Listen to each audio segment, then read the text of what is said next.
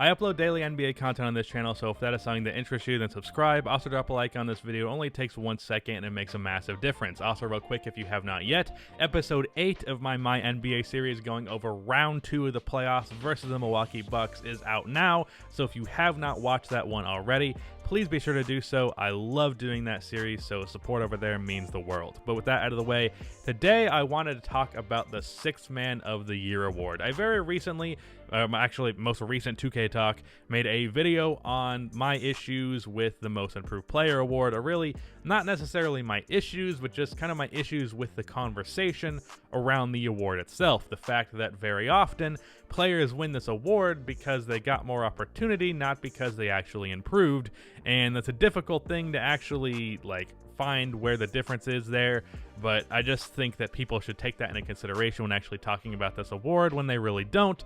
But the issue that I have with the Sixth Man of the Year award that we're going to talk about today is less on the conversation around it and more kind of the parameters that have been set for this award that I just disagree with in terms of how this award should be given out. So there are no actual specific guidelines for what each NBA award really is. There's no criteria you have to meet. You can technically give an MVP to the worst player on the worst team in the league, but there is a non-written, more just generally accepted criteria that exists for a lot of these awards, and pretty much all of them, that I generally am okay with.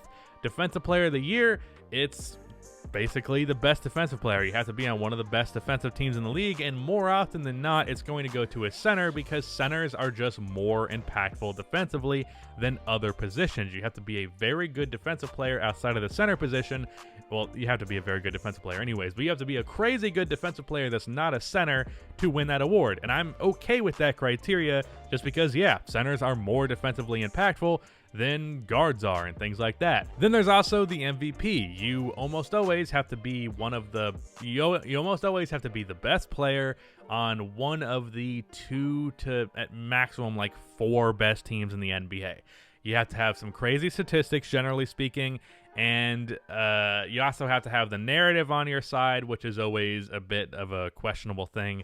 And then you also can't have a teammate, you can't be like Steph Curry and Kevin Durant on the Warriors, and none of those guys are winning MVPs because there's someone on your team who is arguably better than you, if not are better than you.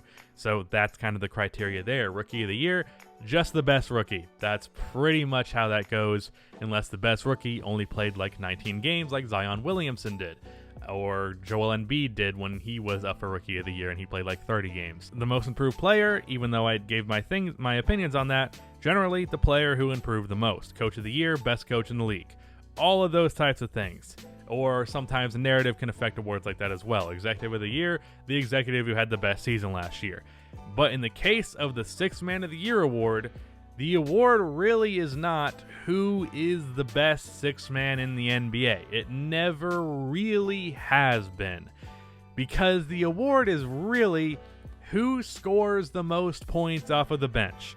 If it's not the most points, it's something close to it. You have to be up there in points per game in order to win this award. If we look back at the recent Sixth Man of the Year award winners, it's always pretty much been Jamal Crawford or Lou Williams. This most recent one, of course, was Montrezl Harrell, who is a guy who scored 19 points per game. The Sixth Man of the Year award almost always goes to the guy who scored the most points or something close to it off of the bench. And this is a criteria that I have an issue with. The MVP criteria, I think that's the right criteria. Defensive Player of the Year, I think that's the right criteria. Rookie of the Year, Most Improved Player, for the most part, think it's the right criteria, generally speaking. Coach of the Year, executive, all of that.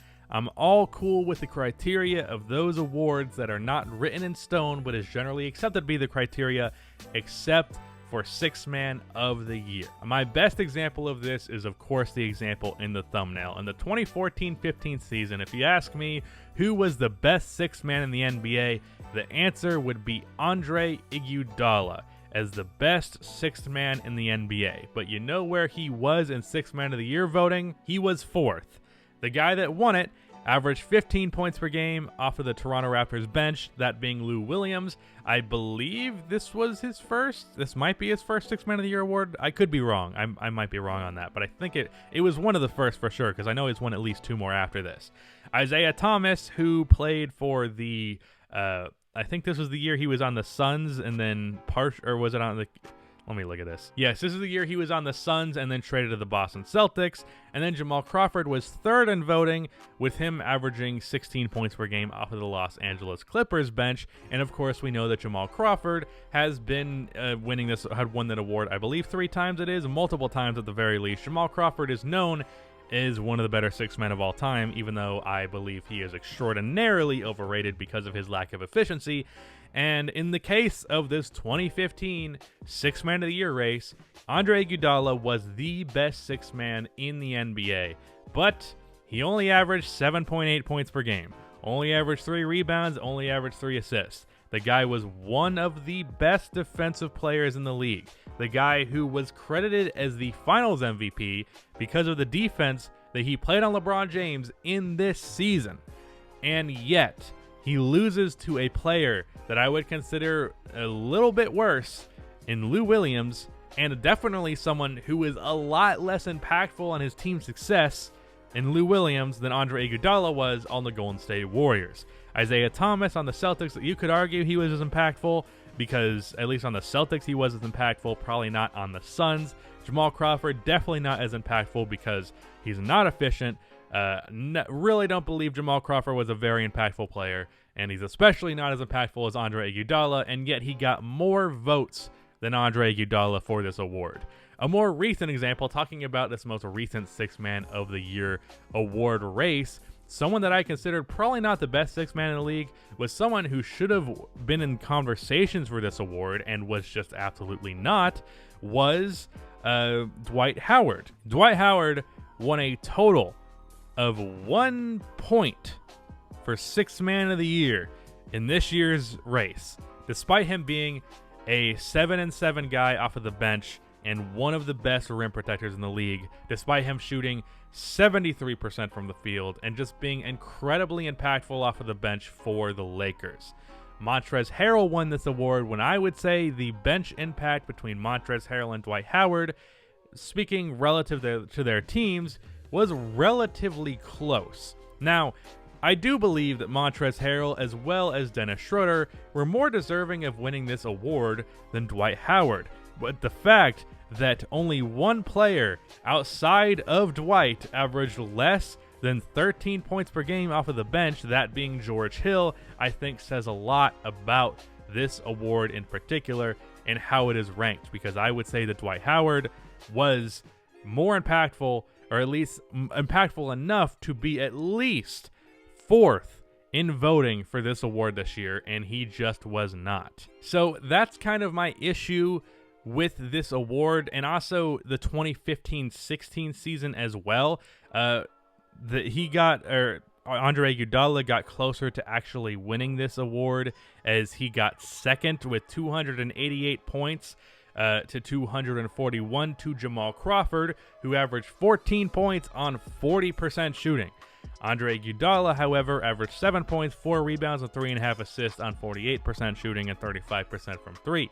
So his numbers were not as impressive as Jamal Crawford's in the box score department. But you want to know why Andre Iguodala suddenly moved up to second in this award race? That would be because of the Finals MVP that he had in the season previous. I guarantee you that's the reason why suddenly he is ranking over guys like Lou Williams.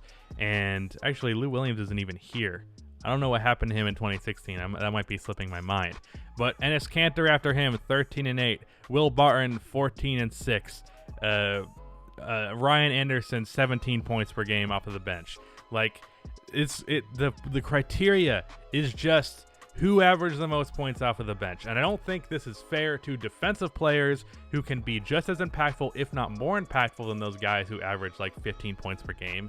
And I especially think it's unfair to guys like Andre Iguodala, who impact-wise, just in general, not just on defense, were far more significant impact-wise than the players that won this award. In Lou Williams in 2015, Andre Iguodala meant more to the Warriors and mattered more and was even a better player than Lou Williams was in 2015. And yet this award went to Andre Iguodala. So that's kind of my issue. I wish this criteria was literally just dead, like most impactful sixth man, most important sixth man, and the statistics are more on the back burner. I'm fine with statistics being a big part of Rookie of the Year, fine with it being a big part of Most Improved Player, and even fine with it being a big part of the MVP award. Although sometimes that can be taken too far in the case of like Russell Westbrook or James Harden when people talking about them winning it. The statistics really should not matter nearly as much for the Sixth Man of the Year award, in my opinion, and I think it's an issue that this award has gone in the last couple of years primarily to two inefficient, high-volume scorers off of the bench in Jamal Crawford and Lou Williams. I'm not saying that they didn't deserve any of those awards, but we're rewarding like whoever scores the most points off of the bench more so than actually being the most impactful sixth man. So I think I've made my point. Again, go check out that My NBA video if you haven't yet. But that is the end of this video. Please be sure to like and subscribe for more NBA content like this, and cue the outro music.